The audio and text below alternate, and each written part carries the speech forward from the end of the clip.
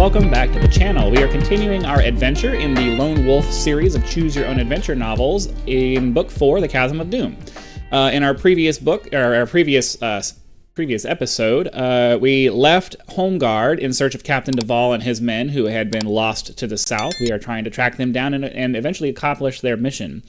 When we left off, we were about to make camp, and we found out that there were a couple hundred bandits nearby, and they're riding in our direction. So we have a decision to make. We don't have a decision to make. We have either made this rank or we haven't. And fortunately, since we've played through the book up to this point, played through the stories in order up to this point, we do have the 8th level. 1, 2, 3, 4, 5, 6, 7, 8. So we do have the skill we need to be able to use whatever this probably better option is. So let's see what happens as we continue. The flat wildlands offer no cover in which to hide from the bandit horde. You know that if you are to avoid combat with an enemy which vastly outnumbers you, you must split up your company and try to outrun them. You detach a troop of 10 rangers to follow you and send the remainder off towards the west, in the hope that they may lure the bandits away to the Derncrag Mountains. With one last glance at the enemy, you lead your 10 rangers on a deadly race along the Ruanan Pike. Okay. Your tactics have worked. The bandits ignore your small group of horsemen and pursue the others towards the west. Once they reach the wooded foothills of the Derncrag Mountains, your rangers will have no difficulty evading the enemy among the densely packed firs. When the bandits have disappeared from view, you call a halt and allow your men to rest. In spite of the number of men you have lost, they are still eager to continue the mission. All right, we have to pick a random number, so I'm going to roll a d10 for that. A 4. You have been riding for over 4 hours when you see a flock of birds. They are black and very large and are swooping around the brow of a distant ridge. Well, I don't have animal kinship. We can investigate the ridge or ignore the birds. Let's go see what's going on the ridge. I don't want anything coming up behind me. As you reach the top of the ridge, a gruesome sight meets you. The bodies of men and horses lie scattered across the shallow valley beyond, their bones picked clean by the scavenging crows. You hear the gasps of horror as your men recognize the armor and tattered white uniforms of these skeletons, for they were once your countrymen, Somlanding guards of the king's cavalry. They must have died in battle, for the corpses of bandit warriors lie entwined among them. 40 brave soldiers, nearly half of the squadron that left Homeguard 1 month ago, now lie before you, and it is with heavy heart that your men set about the grisly task of burial. As you ride away from this valley of death, you are comforted only by the knowledge that Captain Duvall was not among those you buried. Well, that sucks, but not entirely unexpected. We got a nice little graphic of a skull and sword. After many hours of riding, you reach a highway junction. You have left the wildlands and may once again use the Kai discipline of hunting to hunt for your food. A large signpost indicates 2 destinations, south to Ruanan, 60 miles, and east to Eshner, 40 miles. Well, we've been going south. I think Ruanan was our destination, isn't it? Let's see. Let me open this in a new tab and see if I can... Or, you know what? I don't even have to do that. Let me go to my end thing here, and there should be a map. Should be a map that I can... Okay, there we go. So, Eshnar is... So, we're right here, it looks like. Eshnar is here. Ruanan is down here. You know what? I don't even remember what our goal was. So let's go back to the table of contents really quick. I'm sorry. I lost track of what it is that we're doing. So find Captain Duvall, discover what happened to the convoy, and uncover the veil of mystery that now hangs over. Yeah, we're heading to Ruanan. So I have to imagine he didn't take a curve off to the east for some reason. So we are...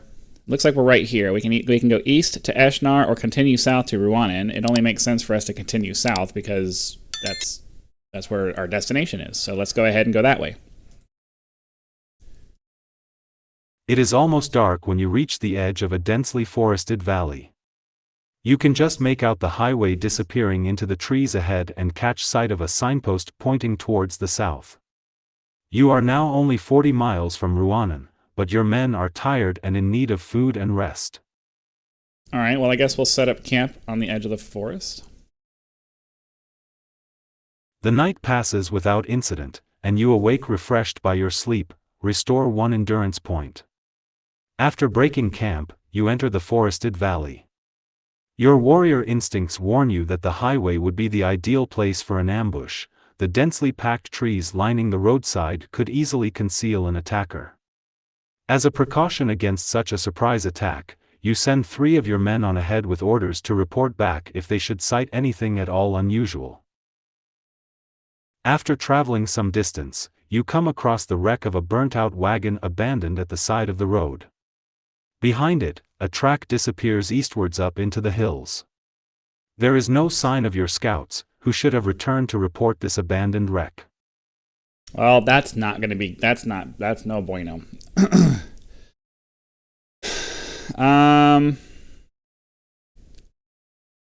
Well, if we see the wagon's going to be a trap. That's what's going to happen. We're going to go there, we're going to be ambushed, and that's what's going to happen. So it doesn't make any sense to mess with that.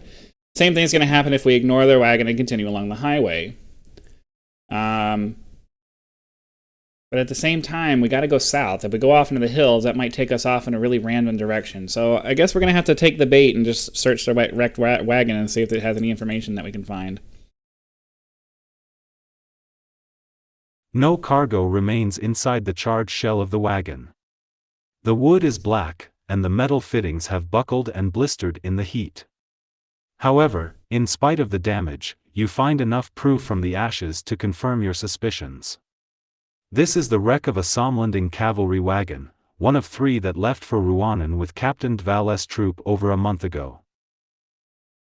As you stand in the wagon, brushing the ash from your hands, one of your men suddenly cries out in pain. You glance up in time to see him fall from his horse, a disc of sharp steel embedded in his chest. Ambush! Take cover, you shout, as more of the deadly discs whistle out of the trees to claim their victims. Frightened horses gallop in all directions, your men desperately clinging to the reins. The hidden attackers vanish as quickly as they came, but not before 3 of your men are left dead upon the highway. After burying your dead, you must decide on the best course of action, for now only 4 men remain at your side and the hidden enemy may return at any time to finish their evil handiwork. The book is really trying to push me off of my path to the south, but I don't want to go to the east because I guess this is the eastern track. We're trying to, or I guess that's a river. We're trying to get down to Ruanan, so we'll continue down. Hopefully we'll make it. It is noon before you are forced to call a halt. You have reached the edge of a ridge where the highway begins a long descent towards a wide wooden bridge. This is the Ruanan Bridge. You recognize its stout black timbers and the dark waters of the River Zane that flow beneath. That's what we were just looking at. On the far side of the bridge lie the fire-blackened ruins of an inn and the unmistakable silhouette of bandit horsemen. At the entrance to the bridge is a white signpost pointing across the bridge to the south. Ruanan, 12 miles. You know it would be suicidal to attempt to cross the bridge. The bandit horsemen each carry a heavy crossbow slung from their saddle. So we can cross the river further upstream or further downstream to the east. I think that since the book is intentionally trying to push us in this direction, I'm going to resist against that by going over to the west. So let's go to the west. You enter the forest and descend the wooded hillside towards the River Zane. You have gone only a few yards when the trees become far too dense for you to be able to continue on horseback. Reluctantly, you signal to your men to dismount and continue on foot. You soon reach the river and follow the foam-flecked water upstream. The climb takes you through a maze of wide rock terraces worn smooth by the force of the river. Then, at a point where the torrent is fed by many smaller streams, you catch sight of 6 bandits, stabbing at the water with their spears as it thunders along the smooth-hewn channels. On the far bank, you can see a pile of gray fish standing next to a horse-drawn wagon, which you recognize as a Somlanding cavalry wagon. All right, well, we do have the rank of Warman? Warmarn? That's weird. So we'll go this way. You sense that the wagon is full of sleeping bandits. Should they awake before you cross the river undetected or before you silence all 6 of the bandits who are fishing, you and your men will be hard-pressed to avoid death or capture. You decide that the risks are too great to attempt a crossing here and signal to your men to follow you eastwards. It almost feels like we're being railroaded, doesn't it? Fine. You follow the river back towards the Ruanan Bridge, taking care to stay hidden from the bandit horsemen who now stand guard on the bridge itself. A few hundred yards beyond, you find a narrow track leading to a ramshackle boathouse. If it contains a boat, you should be able to cross the river quite easily. Okay, well, I guess we should probably investigate the boathouse. One sharp blow with the edge of your hand is all that is needed to smash the lock on the boathouse door. I'm sorry. I've been going through the original series of Star Trek with my wife, and when I hear that, all I can see in my head is the actors doing that really lame, and all of a sudden the people just die or get knocked out or whatever. That's like really a sharp smack with your hand just smashes the lock. Really? Come on. All right, whatever. Sorry. I couldn't let that go. Door. Your curiosity is soon rewarded by the sight of an upturned rowing boat resting upon a pair of wooden trestles. A pail of pitch stands beneath it. From the layer of dust covering the surface of the boat, you judge that it has stood undisturbed for several months. Okay. Well, obviously we want to search the... Naturally, we want to search the boathouse to see if there's anything, but it usually results in some kind of negative consequence. But we would search the boathouse to see if there were any supplies or anything, so do that. I'm not going to have them read this. A thorough search uncovers a pickaxe, shovel, axe, torch, tinderbox, and hourglass. If you wish to keep any of these items, mark them on your action chart. The pickaxe and shovel each occupy the same amount of space in your backpack as 2 normal items. They each take 2 normal items. Ooh.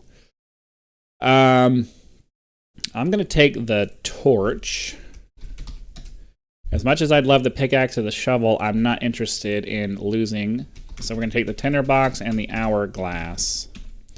Because I would have to take up all of my ration spots to carry the pickaxe and the shovel. I think that's kind of lame. They should have made these special items that you could just strap to the outside of your pack. That's kind of dumb, but whatever. All right, let's continue on then. On the far side of the boathouse, a narrow slipway descends to a door at river level. One of your men hurries over and raises the stout drawbar while the others carry the rowing boat down the ramp. You push off and clamber aboard, emerging from the boathouse with such a jolt that you are thrown forward in a heap. By the time you have disentangled yourselves, the boat is firmly in the grip of the river current. You grab an oar and fight to keep the boat in the center of the rushing water as it speeds on its course through the foothills of the Makan Range. But no sooner has the boat been brought under control than you are confronted by an unexpected hazard. Ahead of you the river suddenly disappears into the rock face beneath a massive granite ledge. It is too late to avoid being swept into the inky black cavern, and as you glide into the darkness, you prepare yourself for any hidden dangers that may lurk inside. You know, I know that you only have so much freedom of movement in something like this, but at the same time, it's like they don't give me the illusion of choice. If you're gonna make me go to the east, then make me go to the east, and don't give me the option, because we just wasted a bunch of time trying to avoid the fate that they were going to force us into anyway. The ceiling of the cavern is so low that you are forced to all press yourselves against the bottom of the boat to avoid head injuries. For nearly an hour the boat is swept through a maze of underground waterways before coming to a sudden halt. You are grounded upon a bank of shingle.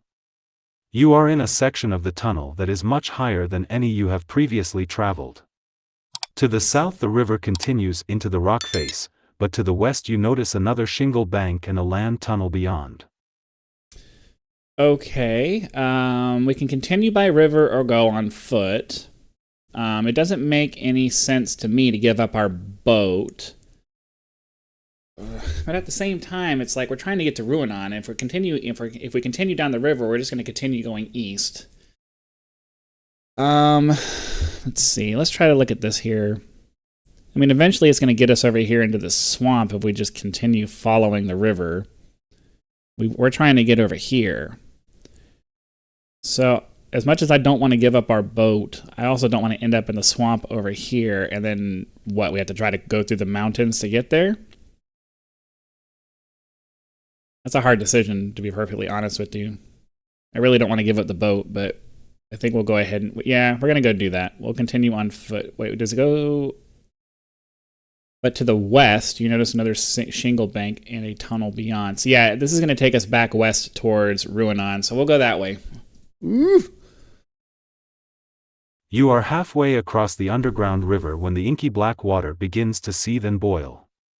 You cling to the gunwale and urge your men to row for all they are worth, for the turbulent water now threatens to capsize your crowded little boat. Suddenly a hideous grayish-green tentacle breaks through the surface. Like a whiplash it crashes down, splintering wood and cracking bone as it coils around two of your men. Before you can even draw your weapon, they have been dragged down into the bubbling depths. Then another tentacle rises, snaking towards you. It stabs at your chest and tries to butt you overboard. Okay, so basically, we need to roll a D. We need to roll our D10, and then my monitor's falling down. We need to roll a D10, and because we do have an endurance of more than 20, we can add 3 to the number. If your endurance is 12 or less, deduct 2. Okay, so we're going to add 3 to whatever we roll and see what happens. 5, 6, 7, 8. So we get this here. Your lightning reactions have saved you from the river. You sidestep in time to avoid the sinuous tentacle and lash out. The blow opens a wide gash and an arc of green blood sprays across the battered rowing boat. Only 2 of your men remain. One stabs at the tentacle around his foot, and the other lies unconscious at your feet, his arm badly broken at the elbow. We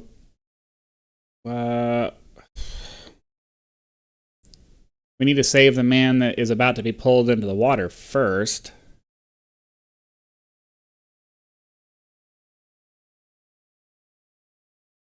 One blow is enough to sever the writhing tentacle and free the ranger. He shouts his thanks and quickly slices the tip from another rubbery limb as it rises from the slime-stained river. Suddenly there is a tremendous crack as yet another tentacle punches its way through the bottom of the boat. The boat is lifted into the air, and you are hurled into the icy cold water. Oh, great. All right, well, we'll find out what happens next with the roll of the die. We rolled a 7. You barely have time to catch a breath before a tentacle coils around your legs and drags you down. Okay, pick a number and note it on the margin of the action chart. This number represents the number of combat rounds you can survive underwater before you begin to lose endurance points due to lack of oxygen. If you have the kind of discipline of mind over matter, you can add 2 to the number you have picked. Oh, great. Oh, we rolled a 0, which is a 10, so we can do 12 rounds. So this should be no problem then. Okay, so I guess fight this combat is normal. If it lasts longer than the number of rounds you can safely endure underwater, you must deduct an additional 2 endurance points for every round thereafter. If you win the combat, so clearly this is going to be a fight to the death. All right, so its combat skill is 16, so 20. So we'll do equals 27 minus 16. And of course, because I don't have this formatted as a number, it's not going to let me just do that. Oops, sorry, wasting time. The whole point of this was to save time. Okay, so it has a combat ratio of a... Why is my conditional formatting not working?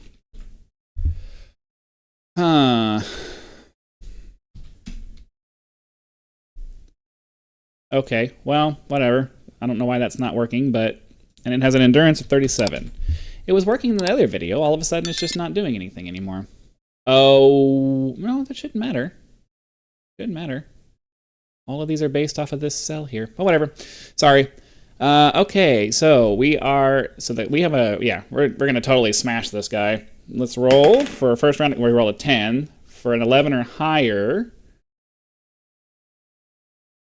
You know what? I don't think that this is... Yeah, I think these are supposed to be kills. Yeah, we instantly kill this dude. So we had a combat ratio of 11. We rolled a 10. We instantly kill this dude. All right, so let's move on. Yeah, those had to be kills and not 5s. I'm not sure why those were 5s. I must have typed it wrong. The hideous creature uncoils itself from your legs and sinks into the water. You are elated by your victory, but your lungs feel as if they are on fire. You claw your way upwards until you eventually reach the surface, choking and gasping for air. The only sign of the rowing boat and your men that remains on the surface of this dark and dreadful river is a splintered or floating nearby. You hook your arm over this and drift with the current towards the far bank. A check of your backpack and pockets reveals that nothing was lost during your struggle in the water, but this discovery comes as cold comfort now that your brave company is no more. Steeling yourself against the unknown dangers that may lie ahead, you resolve to reach Ruanan and uncover the veil of mystery that surrounds it. But first you allow yourself one last look at the Black River before you enter the West Tunnel. Okay, well, that was a rather dramatic event. That is a good stopping point for us to end the episode here. So I hope you're enjoying the story so far. Be sure to come back next time to see what happens as we continue this journey solo. Thanks for watching, guys. Hope you're having fun, and have a great day.